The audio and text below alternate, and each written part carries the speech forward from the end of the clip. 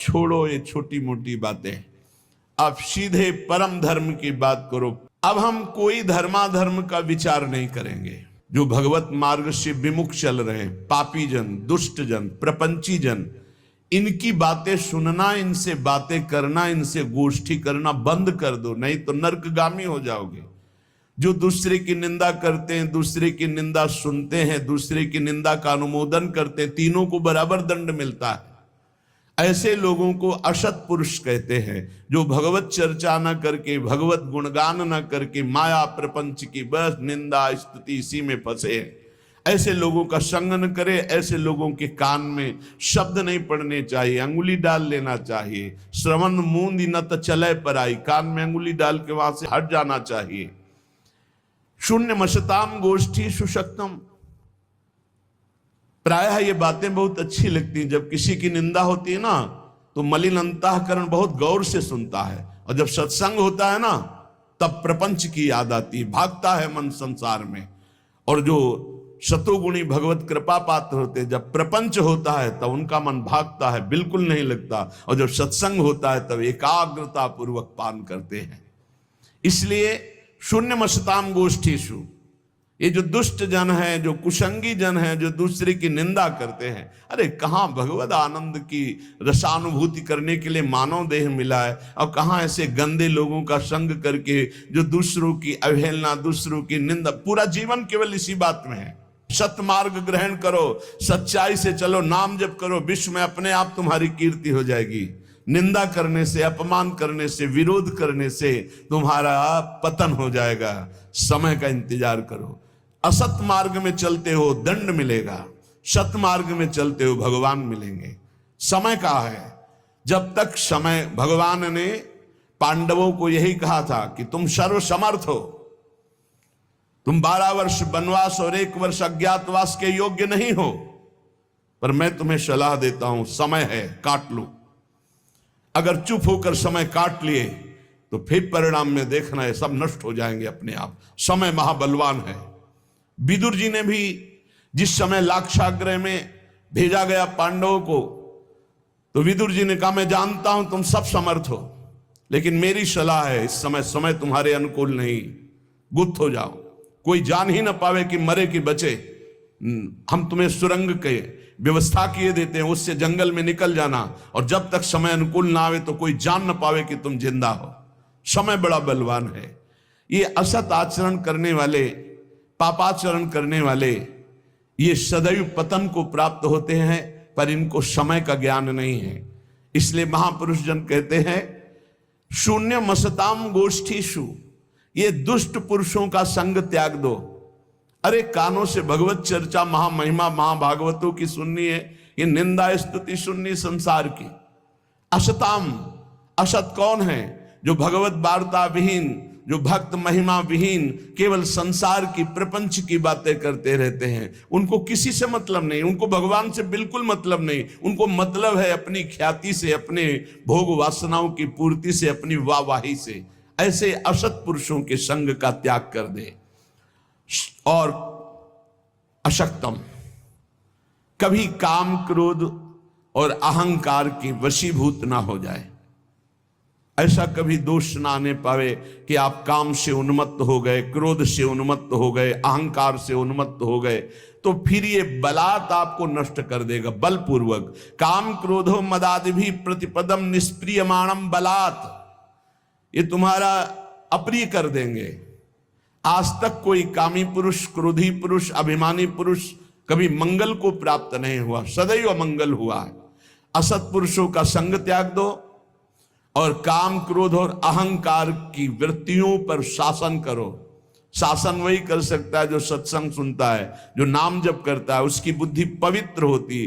पवित्र बुद्धि मन पर शासन करती है, तभी काम, क्रोध और अहंकार मिटता है, विचार के द्वारा मिटता है। परम पवित्र विचारों के द्वारा अहंकार का नाश होता है, कामनाओं का नाश होता है। और क्रोध की स्वयं सत्ता नहीं, क्रोध तो काम से प्रकट होता है। कामा संजायते क्रोधा। अगर हमारी कामनाएं भगवत मार्ग के अनुकूल हों तो कभी क्रोध आएगा ही नहीं। जब देह भाव की कामनाएं होती तभी क्रोध आता है, जब प्रतिकूलता होती तभी क्रोध आता है। इसलिए कह रहे सदैव काम, क्रोध और अहंकार को विचारों के द्वारा, पवित्र विवेक के द्वारा इसका दमन करते रहो, नहीं निश्चित ये तुम्हारा नाश कर देंगे। नैवम द्वंद्व तितिक्षमी सदपिमाम चेत सक्षमा सत्कृपौ। सर्दी, गर्मी, अनुकूलता, प्रतिकूलता, मान, अपमान, जय, पराजय, निंदा, स्तुति, ये द्वंद्व हैं, इनको सहना होगा। यदि आपको अध्यात्म की ऊंचाई पर चढ़ना है तो इनको सहना होगा। भगवान की कृपा से ये भक्तों को मिलते हैं। संसारी पुरुष तो इसी में पिस जाता है, द्वंद्वों में। ये द्वंद्व की चक्की है, चलती चक्की देख के दियो कबीरा रोए, दो पाटन के बीच में साबित रहा न कोई। ये लाभ हानि, जय पराजय, दुख सुख, मान अपमान, निंदा स्तुति, ये ऐसे माया के पाठ हैं दो, इसमें सब पिसते रहते हैं। तो बोले बचा कौन? तो चलती चक्की देख के दिया कमाल ठठाए और रहा सहारे कील के, तो बाल न बाका जाए। ये द्वंदात्मक संसार चक्र जिसे चलता है वो कील है भगवान। जो भगवान की शरण में चला गया उसका बाल बांका भी ये द्वंद्व नहीं कर सकते। श्रीपाद करे नैव द्वंद्व तितिक्षमी सदम चेतक सक्षमा सत्कृपौ। ए भाई, सर्दी, गर्मी, निंदा, स्तुति, मान, अपमान, इनको सहन कर लो। यदि इनको सहन नहीं किए तो नष्ट कर देंगे। ये तुम्हारी भावना भगवत मार्ग में नहीं चल पाएगी। इन द्वंद्वों को सहना सीखो। गर्मी को, सर्दी को, मान को, अपमान को, अनुकूलता को, प्रतिकूलता को। ये जाति, ये पाति, ये कुल धर्म, ये सब अविद्या है, मायाकृत है। अगर भगवत प्राप्ति करनी है तो भगवान के वचन मान लो। सब धर्मों का एक फल है भगवत चरणारविंद की शरणागति, भगवत चरणारविंद का सतत आश्रय चिंतन। नहीं, गोस्वामी जी कह रहे सो सब धर्म करम जरि जाहु, जहां न राम पद पंकज भाव। वो सब धर्म कर्म में आग लग जाए जो भगवान से प्रेम न करा दे। इसलिए कह रहे हैं छोड़ो। भगवत चरणारविंद की वृत्ति तभी आती है जब अनन्य आश्रय होता है प्रभु के चरणार। इसीलिए कह रहे हैं, बोले ऐसे नाम की गड़गड़ाहट हृदय में गुरु कृपा से गंगा की धारा की तरह अविरल चल पड़ी। राम कृष्ण हरि, राम कृष्ण हरि, इससे बढ़कर कोई मार्ग नहीं। ये तुका का अनुभव, तुकाराम जी कह रहे हैं तुका का अनुभव। न इससे बढ़कर कर्म मार्ग, न संन्यास मार्ग, न तपस्या, न पुरस्चरण, न वेदाध्ययन, न दान, न योग। क्या निरंतर नाम रूपी गंगा चल पड़ी हृदय में, निरंतर नाम। तो तुकाराम जी से प्रश्न किया कि जब ऐसा सर्वश्रेष्ठ आनंद का मार्ग है नाम जप, भगवान की भक्ति, तो सब क्यों नहीं करते? क्यों इधर उधर भटक जाते हैं?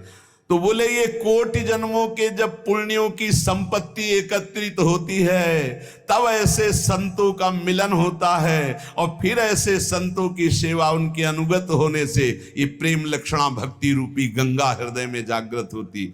नाम पर विश्वास कर लो, सब कुछ मिल जाएगा। नाम पर विश्वास, सब भगवान के नामों में समान सामर्थ्य है। तुम्हें जो प्रिय लगे खूब नाम जप करो, लेकिन बात बनेगी जो गुरुदेव के मुख से निकला हुआ नाम मिला है। रामकृष्ण हरि जपते थे तो कह रहे जैसे मोट से सिंचाई खेत की, लेकिन जब गुरुदेव ने दिया तो ऐसा लगा जैसे गंगा की धारा ऐसे फूट गई, खेत लबालब भर गया, ऐसे हृदय मेरा आनंद से भर गया। अनेक जन्मों के जब पुण्य एकत्रित होते हैं तब ऐसे संतों का संग मिलता है, और ऐसे संतों से फिर भक्ति गंगा की तरह उल्लसित हो जाती है। श्री तुकाराम जी के वचन भगवान से कहते हैं कि प्रभु, वैसे तो पैसे दे करके लोग सेवक रखते हैं, और हम तो बिना पैसे के आपके सेवक हैं, क्यों नहीं आप हमको अपनी सेवा में रख लेते? वैसे तो सेवा पैसे दे के कराई जाती है। प्रभु इतनी बात तो याद कर लो कि बड़े का लड़का यदि फटे पुराने कपड़े पहनकर किसी से मांग कर, तो बेइज्जती बड़े की होती है। लोग पूछते हैं कि ये कौन, किसका लड़का है? बोले उन अरबपति का है। कितना कंजूस आदमी है, लड़का ऐसी स्थिति में घूम रहा, खुद अरबपति है। तो बोले प्रभु अवगुणी हूं, मलिन हूं और भिखारी भी हूं, पर हूं किनका आप समझ लो। लोग यही कहेंगे कि पांडुरंगा विट्ठल का है ये, अब अपनी इज्जत संभालो आप। ये देखो गूढ़ बातें हैं। इतनी ठसक प्रभु से अपनेपन की हो जाए कि ना सब मैं किसका हूं। जैसे एक बार बड़ा सुख मिला था, प्रारंभ की बात है, भिक्षा मांग रहे थे तो एक वयोवृद्ध ब्रजवासी बैठे हुए थे, बिहारी जी की गोस्वामी। सुनरी ये राधा वल्लभ जी को बाबा जी आयो है, माधुकरी दो। भाई ये शब्द कान में जो ही पड़े, माधुकरी लिया। अंधेरी गलियां थी, एक गली में घुस गए, एकांत में खड़े होकर रोने लगे, प्रभु आज तो हम निहाल हो गए, क्योंकि देखो ब्रजवासी जन नाम से आपके जोड़ दिया कि बाबा जी किसको बोले, राधा वल्लभ जी को बाबा जी। तो अब समझो महाराज, अब हमारी कोई बात नहीं रह गई, अब बात आपकी रह गई। बाद में आया है बाबा जी, पहले राधा वल्लभ आया है। किसको बाबा जी? बोले राधा वल्लभ जी को बाबा जी आयो। महाराज हम तो निहाल हो गए, क्योंकि अब आपका नाम हमारे नाम के आगे चढ़ गया। कौन? अरे बोले वही राधा वल्लभी। अच्छा पहले आप आओगे सरकार। वैसे ही कह रहे श्री तुकाराम जी कि बड़ा का लड़का यदि दीन दुखी होकर के मांगता दिखाई दे तो लोग पूछते हैं किसका लड़का? बोले अमुक का लड़का। तो हे पांडुरंगा, मलिन हूं, अवगुणी हूं, पर आपका हूं। अब आप अपनी तरफ देखना, आपको तो अपनी इज्जत बचाने के लिए मुझे स्वीकार करना ही है, मेरा पालन करना ही है। क्या? मेरे हृदय को निर्मल करके अपनी प्रेम लक्षणा भक्ति प्रकाशित कर दो। श्री तुकाराम जी कहते हैं, जब उपासक प्राणी मात्र में अपने भगवान की भावना करता है और सबको सुख पहुंचाने की, सुख देवे को चाव चित सब सोहित निष्काम, उसी समय उसके हृदय में भगवत प्राप्ति की लालसा जागृत होती है। ध्यान रखना, सबको सुख देने की भावना, सब में भगवत भावना, तो इस भावना के बल से उसके हृदय में भावना जागृत हो जाती है कि मैं भावना तो कर रहा हूं कि सब में प्रभु हैं, लेकिन वो प्रभु कभी मेरे नेत्र गोचर तो हुए नहीं, मैंने देखा तो कब देखूंगा, कब व्याकुलता ऐसी आएगी। जो हर आचरण संतों को साक्षी करके करता है वो बहुत जल्दी भगवत प्राप्त हो जाता है। संतों को साक्षी करके, ये जो मैं कार्य कर रहा हूं अमुक संत ने कहा है, ऐसा करने से सिद्ध महापुरुषों को अपना आदर्श बना लेना चाहिए और पूरी दिनचर्या उनके अनुसार होनी चाहिए। कोई भी चेष्टा मनमानी नहीं होनी चाहिए। अगर आपसे पूछा जाए कि आप ये क्यों कर रहे हो, तो आपका उत्तर होना चाहिए कि अमुक जगह अमुक संत ने ये बात कही थी इसलिए मैं कर रहा हूं। संत को साक्षी बना करके ही हमारी संपूर्ण दिनचर्या, हमारे गुरु ने ऐसा हमको कहा है कि आप ऐसे कीजिए, ऐसे कीजिए, ऐसे कीजिए। एक ने पूछा था कि आपके गुरुजी तो सफेद भी पहनते हैं और आप बराबर 12 महीना पीला ही क्यों उड़ते हैं? उनका गुरुजी ने हमको ये सफेद की आज्ञा नहीं करी थी। हमें जिस दिन विरक्त वेश दिया था यही दिया था, नीचे मार्किन ऊपर पीला, आजीवन उसी का पालन कर रहे हैं। हमें जैसा आदेश किया है हम वैसे ही चलेंगे। कोई भी आचरण ऐसा नहीं होना चाहिए साधक के जीवन में जो संत उपदिष्ट ना हो।